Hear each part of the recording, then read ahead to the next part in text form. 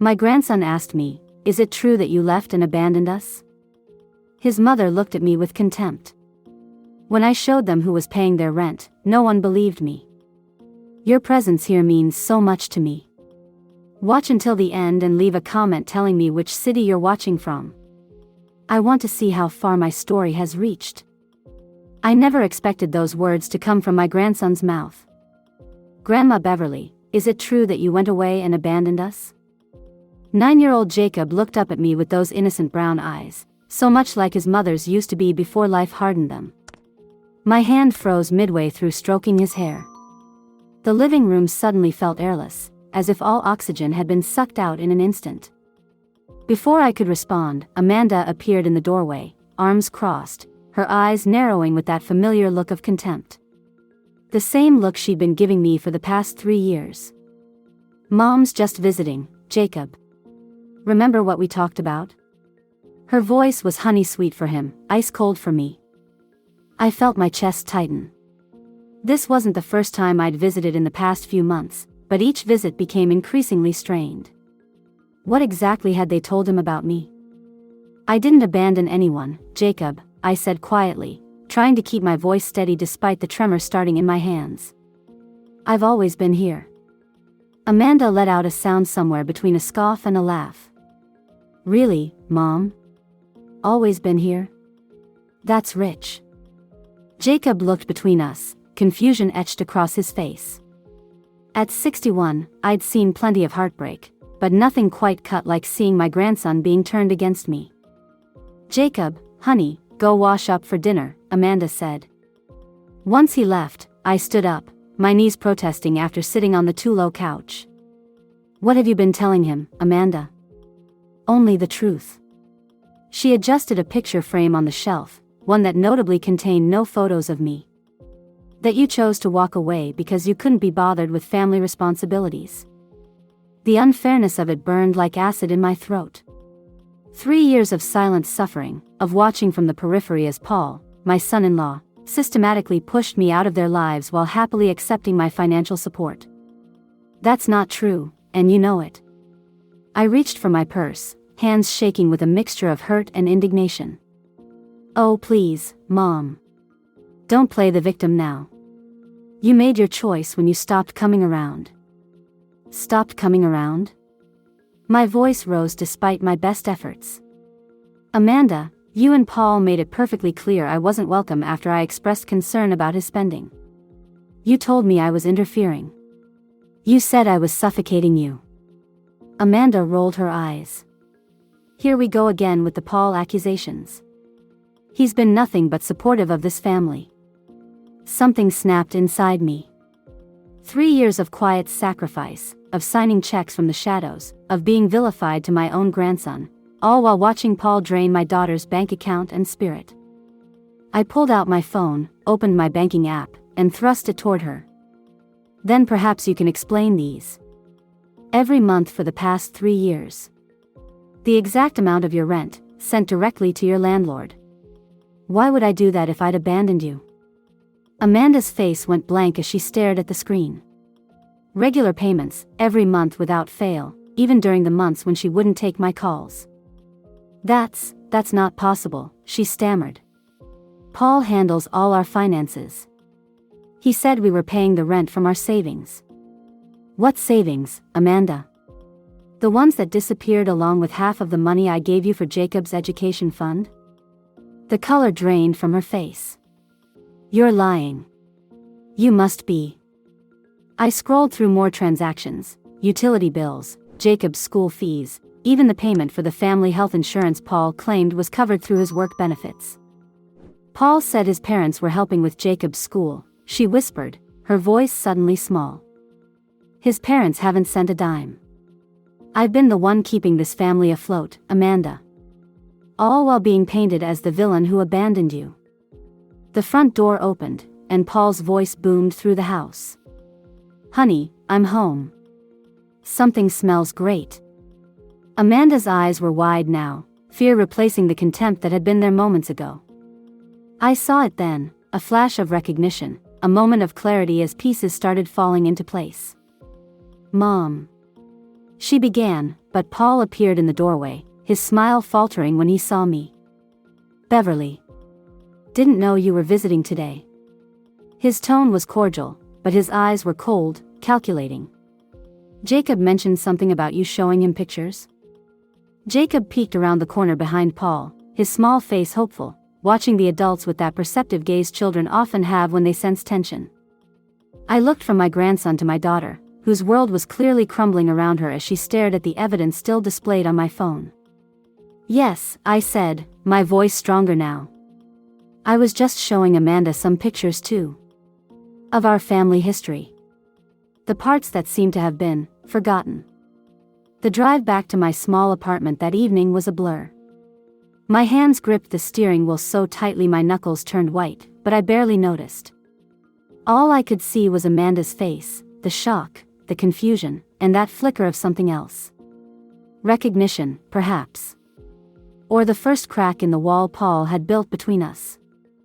I hadn't planned on revealing everything that day. For 3 years, I'd maintained my silent support, convincing myself it was for the best. Jacob needed stability. Amanda needed to find her own way. But hearing my own grandson ask if I'd abandoned them, that broke something inside me. It wasn't always like this. Before Paul, Amanda and I had been close, not perfect, but close. I could still picture her at 26, vibrant and determined, pursuing her teaching career with passion. She'd call me nearly every day, sharing stories about her students, asking for advice, or just chatting about nothing in particular. Then Paul came along. I pulled into my apartment complex, parking in my usual spot beneath the old oak tree. As I turned off the ignition, memories washed over me like a tide I couldn't stop. Their wedding day. Paul charming everyone with his easy smile and smooth compliments. I'd had reservations, he seemed too perfect, too practiced, but I kept them to myself. Amanda was happy, radiant even. Who was I to spoil that? The first year had been fine. Paul had a good job in sales, and they rented a nice starter home. I visited every Sunday for dinner. Amanda still called regularly, though less frequently. Normal adjustments to married life, I told myself. The changes came gradually. Paul began commenting on my visits, subtle at first, then less so. "You know, Beverly, Amanda's pretty tired after you leave. These weekly dinners might be a bit much. Amanda mentioned you called 3 times this week. She feels a little smothered." I stepped inside my apartment, dropping my keys on the small table by the door. The framed photo of Amanda, Jacob, and me at his 5th birthday party caught my eye, the last real celebration before everything changed. Jacob was missing his front teeth, his smile wide and genuine. Amanda still looked at me with love then. That was the year Paul lost his job, the first of many financial setbacks. I'd offered to help, of course. Amanda was pregnant with Jacob, and they were struggling. Paul accepted my assistance reluctantly, making it clear it was just a loan, and that he didn't need a handout from his mother-in-law. 6 months later, I discovered they couldn't afford their rent. Rather than letting them and my unborn grandchild end up homeless, I quietly arranged to pay it directly to their landlord. Paul never knew, that was Amanda's request. "He's proud, Mom. If he finds out, he'll just move us somewhere cheaper and probably dangerous. Please, just for a few months until he finds something better." Those few months turned into years. Every time Paul found something better, it would mysteriously fall through, or he'd be let go for reasons that were never his fault. Meanwhile, the financial strain on them increased, and so did my silent support. I sank onto my sofa, suddenly feeling every one of my 61 years. The dinner I'd planned to make held no appeal now. Instead, I pulled out the old photo album from the shelf, the one I'd brought to show Jacob today before everything imploded. After Jacob was born, things worsened quickly. Paul became the gatekeeper to my daughter and grandson. Every visit needed his approval. Every gift I brought was scrutinized, often returned or misplaced. Then came the incident that changed everything. Jacob was 3, and I'd noticed Paul's car parked outside a casino when I was driving home from a doctor's appointment. I mentioned it casually to Amanda, not as an accusation but as a simple observation. The backlash was immediate and severe. "How dare you spy on him?" Amanda had shouted over the phone. "He was meeting a client, and you're trying to make him sound like some gambling addict." 2 days later, Paul sat Amanda down and told her they needed boundaries with me. He claimed I was trying to undermine their marriage, that I was jealous of their happiness, that I wanted to control them through my financial help. The weekly dinners stopped. The calls became less frequent, then strained, then rare. My visits were limited to holidays, then special occasions only, and always supervised by Paul. All the while, I continued supporting them financially from the shadows, telling myself that maintaining a connection, any connection, to Jacob was worth the humiliation. I turned the pages of the photo album slowly, tracing my finger over Jacob's face as he grew from infant to toddler to little boy. So many moments I'd missed. So many stories I didn't know. My phone buzzed with a text message. "Amanda. We need to talk. Tomorrow." Without Paul. My heart stuttered. In 3 years, Amanda had never suggested meeting without Paul present. Something had shifted today. The truth, even a small piece of it, had found its way through the cracks. I texted back with shaking fingers, "Name the place. I'll be there."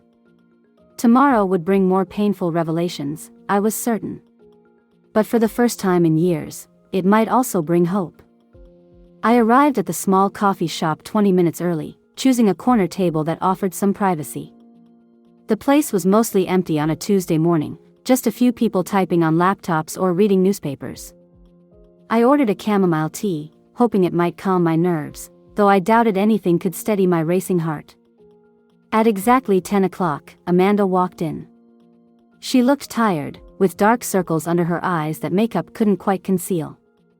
Her hair was pulled back in a hasty ponytail rather than the carefully styled look Paul preferred.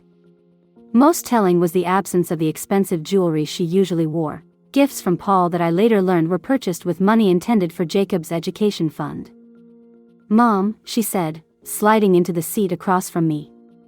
Her voice lacked the edge of contempt I'd grown accustomed to hearing. "I wasn't sure you'd come," I admitted. She ordered a black coffee, then looked down at her hands. "I almost didn't. Paul doesn't know I'm here." The waitress brought her coffee, and Amanda wrapped her fingers around the mug as if seeking its warmth. "I checked our bank statements last night," she finally said, her voice barely above a whisper. "All of them. Going back 3 years." I waited, letting her find her words. "There's no record of rent payments from our account." "Not one." She looked up, her eyes shining with unshed tears. "But we've never been late." "Not once." "The landlord's never complained." "Because I've been paying it," I confirmed gently. "And Jacob's school tuition?" "Yes." "The health insurance?" I nodded. Amanda closed her eyes briefly. "What else, Mom? What else have you been paying for?" While I believed Paul was handling it all, I took a deep breath. "Utilities. The car insurance.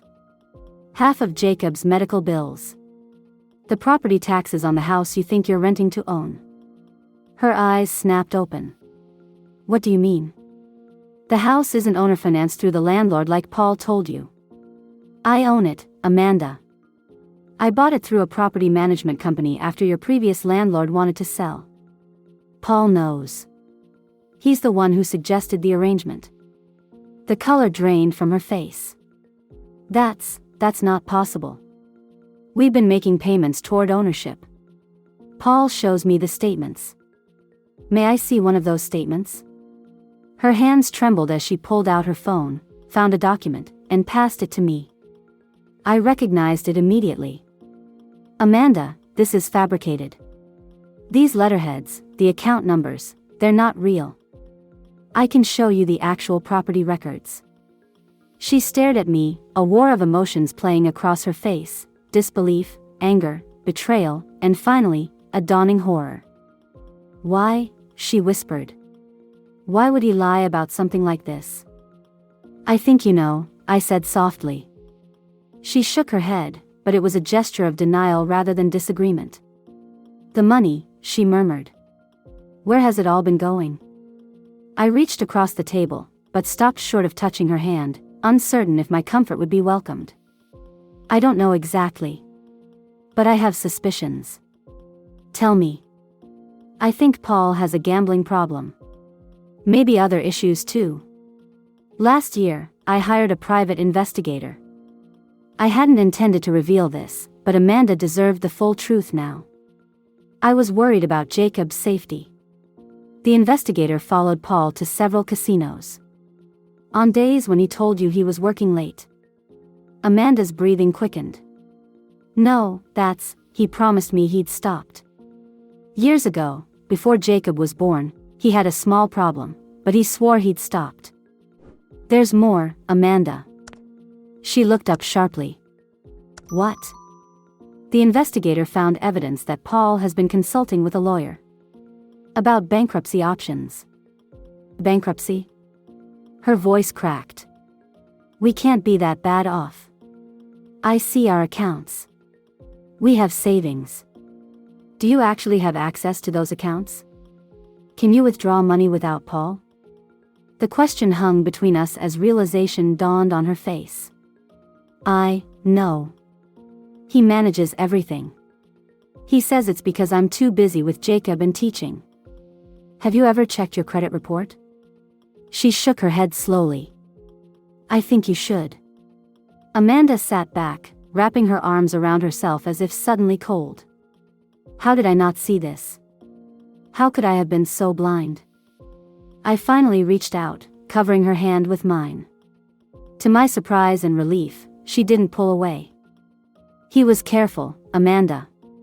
People like Paul usually are. They isolate you from those who might notice the cracks in their stories.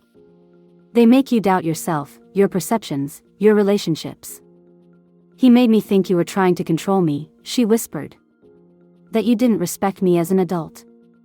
That you were jealous of him. I swallowed the hurt those words caused. I know. And I believed him. I let him push you away. I told Jacob. Her voice broke. I told Jacob you abandoned us because you didn't care enough to stay. The pain of that cut deep, but I squeezed her hand. You told him what you believed was true. Tears spilled down her cheeks now. What do I do, Mom? If what you're saying is true, if Paul has been lying about everything, what do I do? I'd asked myself that question countless times over the years. What would I do if Amanda ever learned the truth? How would I help her pick up the pieces? First, we verify everything. I have documents, proof of the payments, property records. You need to check your credit, your actual bank records, not the statements Paul shows you. And then? Then what? Her voice was small, almost childlike. I met her gaze steadily. Then you decide what kind of life you want for yourself and Jacob. And whatever you decide, I'll be there. I never left, Amanda. Not really. She nodded slowly, wiping her tears with a napkin. Paul will be home soon. I should go. As she stood to leave, she hesitated, then leaned down and hugged me briefly. It was awkward, tentative, but it was the first genuine contact we'd had in years. Thank you, she whispered. For not giving up on us. After she left, I remained at the table, my tea long cold. The weight of 3 years of silence was beginning to lift, but I knew the hardest part was still to come. 3 days passed without a word from Amanda. I tried not to let anxiety consume me, but doubts crept in during the quiet hours. Had Paul discovered our meeting? Had he convinced her once again that I was the enemy? I kept my phone close, jumping at every notification, but none were from her. On the 4th day, as I was watering my small balcony garden, my phone finally rang with Amanda's number. Mom? Her voice was tight, controlled, but with an undercurrent of something I couldn't quite identify. Can you come over?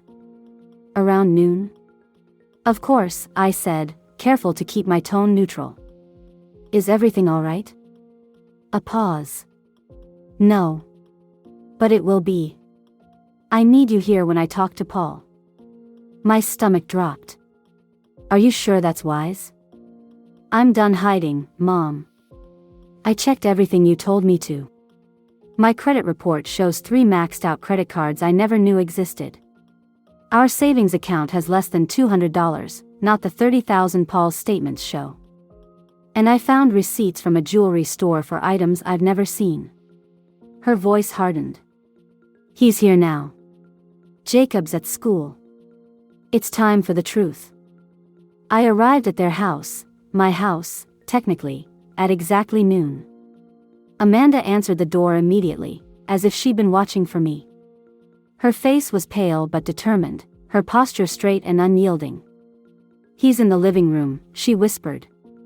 I told him we needed to discuss family finances, that I'd invited you because you might be able to help us. I nodded, following her inside. Paul sat on the couch, his expression carefully arranged into one of concerned confusion. He wore the charming smile that had always set my teeth on edge, the one that never quite reached his eyes. Beverly, he said, standing to greet me with a politeness that didn't match the coldness in his gaze. Amanda says you're here to discuss some financial concerns? Yes, I replied simply, taking a seat across from him. Amanda remained standing, her hands clasped so tightly her knuckles were white. Paul, I know everything. His smile didn't waver. Know what, honey? The credit cards. The empty savings account. The gambling. Her voice trembled slightly, but she pressed on. The fact that my mother has been paying our rent, not to mention half our bills, for the past 3 years while you made me believe she had abandoned us. Paul's facade cracked, just slightly. A tightening around the eyes, a twitch at the corner of his mouth. He recovered quickly. Amanda, I don't know what your mother has been telling you, but... Stop. Amanda's voice was stronger now. Just stop lying. I've seen it all, Paul. The credit report, the real bank statements, not the fake ones you've been showing me. The property records showing that this house belongs to my mother, not some landlord offering owner financing. Paul's eyes darted to me, hardening with barely concealed fury. You've been interfering in our marriage again, Beverly? Filling Amanda's head with your paranoid delusions? Don't you dare try to turn this around, Amanda snapped. Mom showed me evidence, yes, but I verified everything myself. Paul stood suddenly, his charm evaporating. You went behind my back. Checked private accounts? Private? Amanda laughed, a hollow sound. There are accounts, Paul. Our finances. Our life together. At least, that's what I believed. I watched them carefully, ready to intervene if Paul's anger turned physical. But he seemed to deflate, sinking back onto the couch. You don't understand, he muttered. The pressure I've been under, trying to provide for this family. By gambling away our savings? Amanda's voice cracked. By opening credit cards in my name? By lying to me about who's been keeping a roof over our heads? Paul's eyes narrowed. Your mother has always tried to control us through money. I was trying to protect our independence. By accepting her money in secret? Amanda shook her head in disbelief. That's not protection, Paul. That's exploitation. Who do you think buys the groceries? Pays for Jacob's clothes? His activities? Paul shot back, a desperate edge to his voice. Your teacher's salary doesn't cover half our expenses. Neither does your gambling habit, I said quietly, speaking up for the first time. Or your gifts to Diane. The room went still. Amanda turned to me slowly. Diane? I hadn't wanted to be the one to tell her, but Paul's attempt to paint himself as the family provider had pushed me over the edge. The jewelry receipts you found, Amanda. They weren't for gifts that went missing. According to my investigator, Diane is a bartender at the casino Paul frequents. They've been seeing each other for at least a year. Paul lunged to his feet. You had me followed? You crazy, interfering old. Sit down, Amanda ordered, her voice like ice. Is it true? Have you been cheating on me? Paul's silence was answer enough. Amanda closed her eyes briefly, as if gathering strength. When she opened them, her decision was clear. I want you out of this house. Today. Paul laughed bitterly. You can't kick me out of my own home. It's not your home, I reminded him. Legally, I'm your landlord. And I'm terminating your tenancy. You can't do that without proper notice, he argued, desperation creeping into his voice. Actually, I can. The lease agreement you signed, the real one, not the fake owner financing documents you created, includes a morality clause. Gambling addiction, credit fraud, and adultery all qualify as violations. Paul's face contorted with rage. You planned this. Both of you. No, Paul, Amanda said quietly. You did this to yourself. I want you gone before Jacob gets home from school. I won't have him see his father like this. Paul looked between us, seemingly calculating his options. Finding none, he grabbed his car keys from the coffee table. This isn't over, he spat. I'll be back for my things. You'll be supervised when you return, I said firmly. And we'll be reviewing exactly what belongs to whom. After Paul stormed out, slamming the door behind him, Amanda collapsed onto the couch, her composure finally breaking. Sobs racked her body as 3 years of lies and betrayal crashed down around her. I sat beside her, wrapping my arms around her shaking shoulders. She leaned into me like she used to as a child, seeking comfort in the mother she had pushed away. What am I going to tell Jacob? She whispered between sobs. The truth, I said gently. A version appropriate for his age, but the truth. That his father made some bad choices, that he's going to live somewhere else for a while, and that we're going to be okay. Are we? She looked up at me, her face tear-stained. Are we going to be okay? I brushed a strand of hair from her forehead, my heart breaking for her pain yet swelling with hope for our future. Yes, I promised. It won't be easy, but we'll face it together. The way we should have been all along. The weeks following Paul's departure were harder than any of us anticipated. Jacob took the news as well as a 9-year-old could, which is to say, not well at all. His initial confusion gave way to bursts of anger, followed by periods of withdrawn silence that broke my heart. Children are resilient, people say, but they're not immune to pain. Why did Daddy leave? Doesn't he love me anymore? Jacob asked one evening as Amanda tucked him into bed. I lingered in the hallway, not wanting to intrude but unable to walk away. Your daddy loves you very much, Amanda answered, her voice steady despite the tears I knew she'd been fighting all day. But sometimes grown-ups make mistakes and need time apart to figure things out. Is it because of Grandma? Jacob asked, and my breath caught. Daddy always said she tried to break up our family. The silence that followed felt eternal. I pressed my hand against the wall, steadying myself, waiting for Amanda's response. No, sweetheart, she finally said. That was one of Daddy's mistakes. Grandma has always loved us and wanted to help us. I was wrong to let you believe otherwise. I slipped away then, tears burning in my eyes, giving them privacy for the rest of their conversation. Amanda moved into the primary bedroom, the one I'd been paying the mortgage on without her knowledge. I took the guest room, insisting on staying to help during the transition. Those first nights were filled with the sounds of Amanda's muffled sobs through the walls. During the day, she maintained a brave face for Jacob, but nights stripped away her defenses. I'd wake early, preparing breakfast before Jacob's school and Amanda's work. We developed a routine of sorts, me handling the morning duties, Amanda taking over after school. At night, we'd sit at the kitchen table after Jacob was asleep, untangling the mess Paul had left behind. The financial devastation was worse than either of us had imagined. 3 maxed-out credit cards in Amanda's name. Payday loans with exorbitant interest rates. A second mortgage on my property that Paul had somehow managed to obtain through forged documents. I don't understand how I didn't see it, Amanda said one night, staring at the pile of bills before us. How could I have been so blind? He worked hard to keep you in the dark, I reminded her gently. That's what manipulators do. Amanda shook her head, anger flashing in her eyes. But to believe that you, my own mother, would abandon us?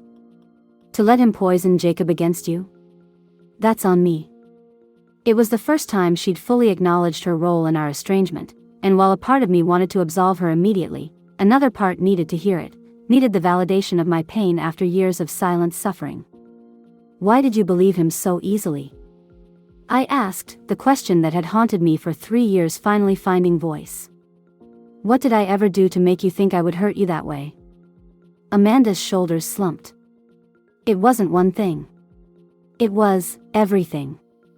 The way he would point out how you questioned his decisions, calling it undermining him. How he'd remind me that you still treated me like a child. She looked up, guilt shadowing her face. And I was insecure enough to believe it. I wanted so badly to prove I could make it on my own, to not be the daughter who needed her mother's help. I never thought less of you for needing help, I said softly. I know that now. She reached across the table, taking my hand. I'm sorry, Mom. So sorry. It wasn't an instant healing, nothing ever is, but it was a start. The real test came when Paul returned for his belongings. He arrived with a rented truck and 2 friends, his demeanor falsely cheerful until he realized I had hired a lawyer to be present during the removal process. This is unnecessary, he complained, watching as the lawyer documented each item taken. These are my things. Some of them, yes, I agreed calmly. Others were purchased with funds you obtained fraudulently. His eyes narrowed. Always about the money with you, isn't it, Beverly? I didn't rise to the bait. 3 years of his manipulation had taught me that engaging only gave him ammunition. Jacob watched the proceedings from the window, his small face pressed against the glass despite Amanda's attempts to distract him. When Paul finally noticed him, his expression softened in a way that seemed almost genuine. Jake, he called out, arms wide. Come give Dad a hug before I go. Jacob looked to Amanda, uncertainty written across his features. She hesitated, then nodded. I watched with a heavy heart as my grandson ran to his father, throwing his arms around Paul's waist. Will you come back soon? Jacob asked. Paul knelt down, smoothing Jacob's hair in a gesture so tender it was difficult to reconcile with the man who had systematically deceived his family for years. Of course, buddy.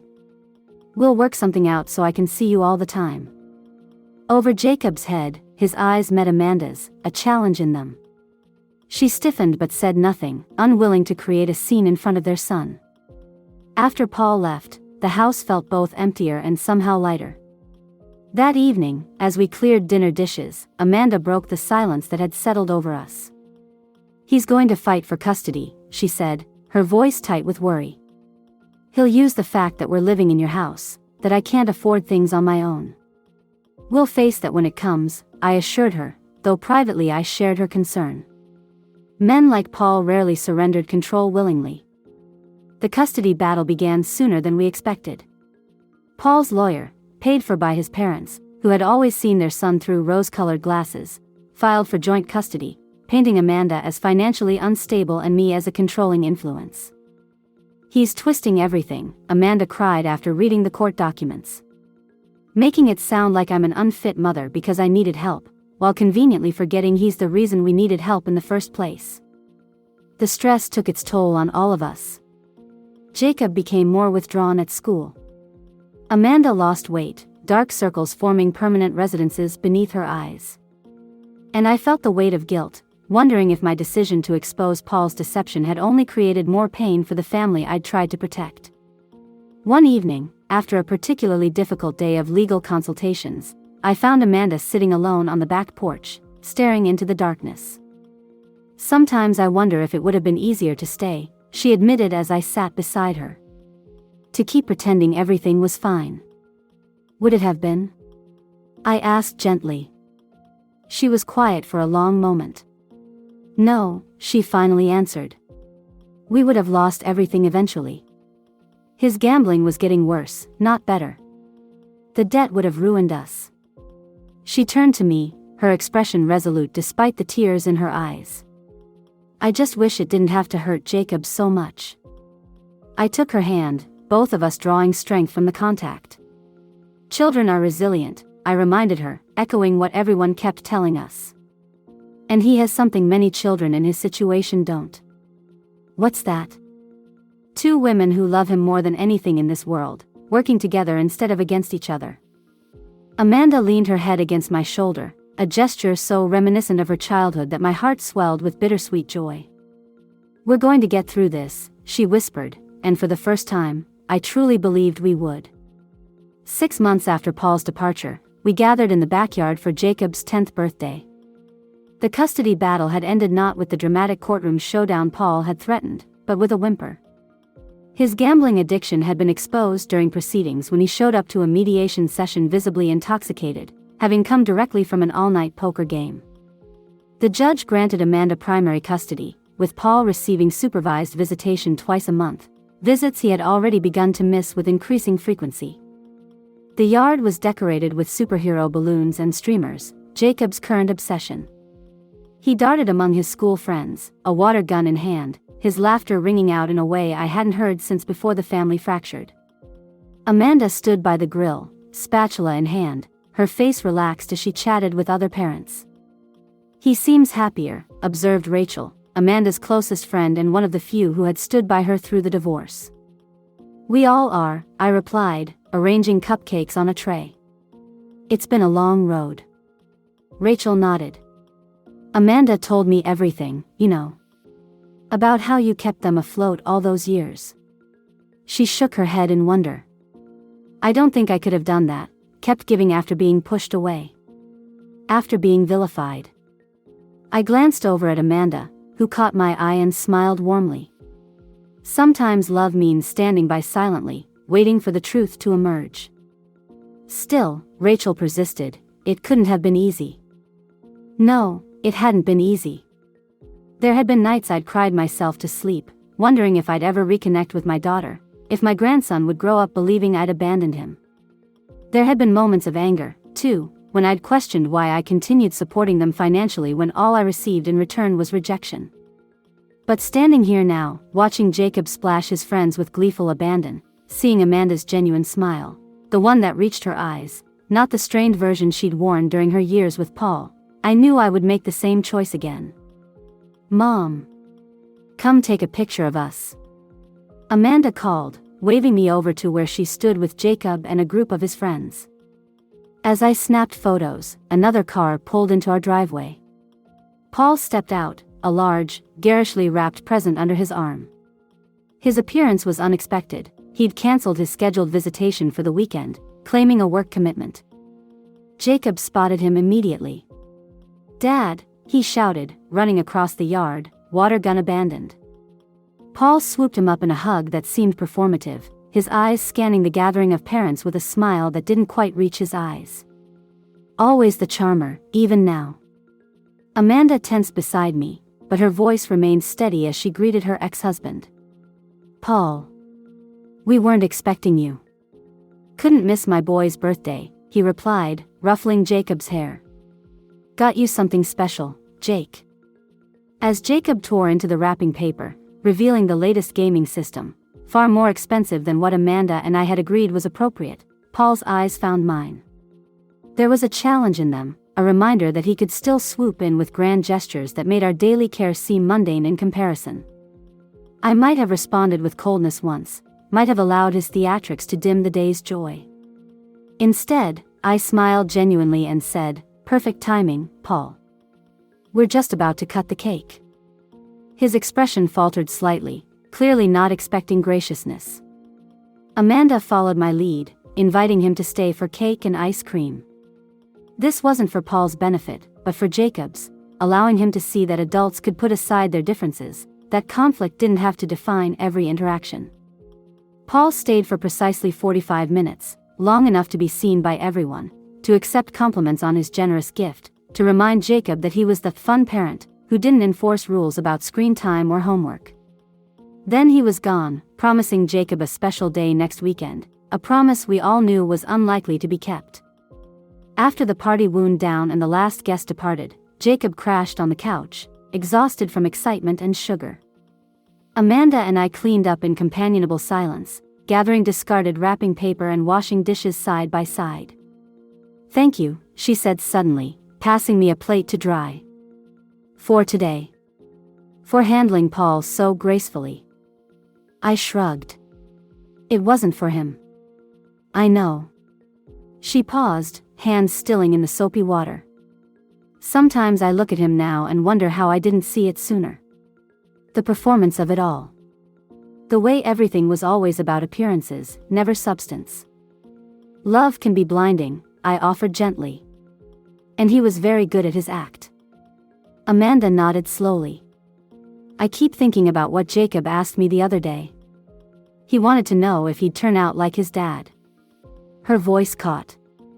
"If he was destined to hurt people the way Paul has." My heart ached at the thought of my grandson carrying such a burden. "What did you tell him?" "That we're shaped by our choices, not just our blood. That he has so many people who love him and will help him make good choices." She looked at me, eyes shining. "That he has your strength in him too, not just Paul's weakness." It was the kind of acknowledgement I'd never expected to hear, the kind that healed old wounds I'd thought would always remain tender. Later that evening, as Jacob slept surrounded by his new presents, Amanda and I sat on the porch swing, sharing a bottle of wine and watching fireflies dance in the gathering dusk. "I've been thinking," Amanda said, swirling the wine in her glass. "This house is too big for just Jacob and me. The maintenance alone is." "I can continue helping," I offered immediately. "It's no trouble." She shook her head, smiling. "That's not what I meant. I was thinking maybe you should move in permanently. Not as a guest, but as part of our household." I stared at her, surprised. "Are you sure? You've only just regained your independence." "Independence doesn't have to mean isolation, Mom." She set her glass down, turning to face me fully. "The three of us together, we make sense. We're stronger. Jacob adores having you here, and I..." She took a deep breath. "I've missed you. For years, even before Paul left. I missed the mother I pushed away." Tears pricked my eyes. "I've always been here." "I know. Even when I didn't deserve it." She reached for my hand. "Say yes. Make this arrangement official." The offer meant more than just sharing living space. It was an acknowledgement of my place in their lives, a restoration of the bond that Paul had worked so hard to sever. "Yes," I said simply. A month later, we sold the large house that held too many painful memories and bought a cozy 3-bedroom home closer to Jacob's school. We painted the walls together, laughing as Jacob managed to get more paint on himself than the walls. I planted a small garden in the backyard, teaching Jacob the names of flowers my own mother had taught me decades ago. On moving day, as we carried the last of the boxes inside, Jacob tugged at my sleeve, his expression serious. "Grandma, can I ask you something?" "Anything, sweetheart." "Why didn't you ever give up on us? Even when we were mean to you?" I knelt down, meeting his earnest gaze. "Because that's not what love does, Jacob. Real love doesn't give up, even when it's hard. Even when it hurts." He considered this, his young face thoughtful beyond his years. "I'm glad you didn't give up." "Me too," I whispered, pulling him into a hug. From the doorway, Amanda watched us, her eyes filled with a mixture of love and lingering regret. But there was peace there too, and hope, the kind that comes not from perfect circumstances but from weathering storms together and emerging, scarred but intact, on the other side. That night, after Jacob was asleep, Amanda and I sat at our new kitchen table, planning the week ahead like we'd been doing it for years instead of months. "You know," Amanda said, looking up from her calendar, "I never thought I'd say this, but I'm grateful for how everything turned out." "Even the hard parts?" I asked. "Especially those." She reached across the table, taking my hand. "They brought us here. They brought us home. Home. Not just a place, but a feeling. A knowing that you are where you belong, with the people who see you, truly see you, and love you anyway.